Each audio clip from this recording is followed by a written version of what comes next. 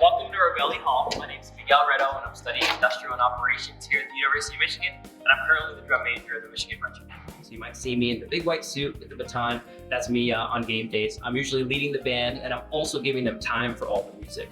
But really the main role of the drum major here at Michigan is teaching marching. So I teach all the marching fundamentals at the beginning of the season that we use throughout the entire season in all of our performances. Yeah, so one of the great things about being at the University of Michigan is that there's so many resources available for really anything that you want to do. When I first came into the university, big one for me obviously was the marching band, just being around student leaders at the beginning of my time here, and then also developing as a student leader as I went on in the marching band. Just really helped me develop those skills and really helped me get practice in that.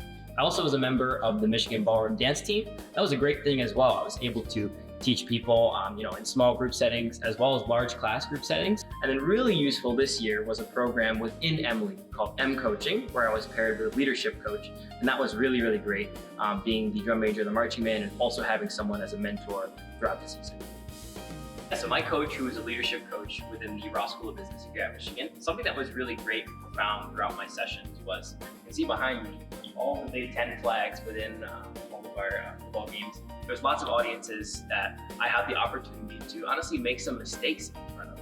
And so that could be really a lot of pressure on me during game days. I found that especially at the beginning, I would get in my head about those mistakes that I possibly could make. And if I did make a little error, that would affect me long term. Something that we worked on in my coaching sessions was really just getting past that, knowing how to look forward and not dwelling on those mistakes, learning from those mistakes, and then just taking the steps forward to get better. That was something that was really great.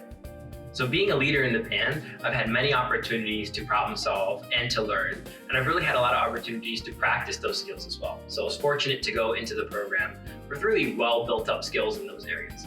But something that M Coaching really helped me discover was more about myself. So what I needed to be a better leader and what I needed to be able to better learn and problem solve as well. Something that we talked about in my sessions and something that we kind of just made up was self-acumen. So just knowing myself well enough to know what I needed to be disciplined or accountable throughout the week and really just operate at my highest level. Yeah, it's a great question. While I answer that one, I'm gonna bring you to my favorite part of the hall. So come with me as I answer. So that's a great question, like I said. I think something that was really good throughout my coaching sessions was realizing that the mistakes that I was making didn't define the leader that I'd be in the future. And so something that I noticed right off the bat when I was practicing in front of my band members, who are really my family and the people who are the most forgiving when I make a mistake, I really cared about having a good product and having a good performance at all times. So anytime that I made a little mistake, it'd really get in my head. Something that I developed all throughout the season was just realizing that it's okay to make those mistakes and it's okay to move on from those and focus on the future and realize that those things don't define who you're gonna be. Because the reality is you're gonna make mistakes. It's just how life is. It's about how you move on from those things. Great question. So something that really helped me throughout my sessions was that my coach, which was a little silly at first, asked me to get up in the room and really visualize myself doing certain things. So he asked me to, for example, visualize myself giving a speech and how that made me feel. What things got me into that flow state? And I think anyone can relate to that doing any kind of work. When you're just flowing and work feels easy, what kind of things helped me get into that? How was I feeling? How were my shoulders? How was I breathing? All of those things, checking in with my physical self while I was doing leadership tasks was something that really helped me check in and understand how I felt confident in the first place and how I can repeat that in the future. So before we get to our last question, one of the coolest things in the hall is down this way. So follow me. So this is probably the coolest thing in the hall. One rehearsal, we had an astronaut come to our rehearsal and bring us a shield, and this is called a plume, which is the piece that we put into our hat. And he told us that this was on the International Space Station. On here it says 103 days before it's flown back down to us. So I think that's just super cool and really just a representation of how awesome the Michigan community is. All right, so finishing up our questions today, going down this hall, we have a lot of our awesome shows here on the wall. Some notable ones here, we did a show joint with Beyonce. She introduced our halftime show one time. We also had a show introduced from the International Space Station, which is really cool as well, and a bunch of others. So really awesome times in the Michigan Marching Band.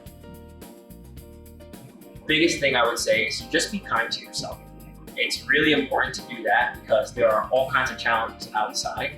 And all those challenges are really hard to manage if you're not sound on the inside. So just be kind to yourself and be okay with making those mistakes. And if you listen to those things, you're gonna be a great kid. So thanks so much for spending time with me in Valley Hall. Had a great time answering questions. And as always, go blue. Oh yeah, for sure. Okay, bonus question. So I would say, first of all, please don't try this if you're not training for it and you're not flexible enough for it. This is something that you should try on your own either. But starting with the back bend, start with the feet out like this. And it's all about the hips. So you want to make sure you extend through the hips like this, all the way down. That's going to get you most of the way down. That last part is bending the back with that flexibility to touch the head onto the ground. So both of those things together. All right.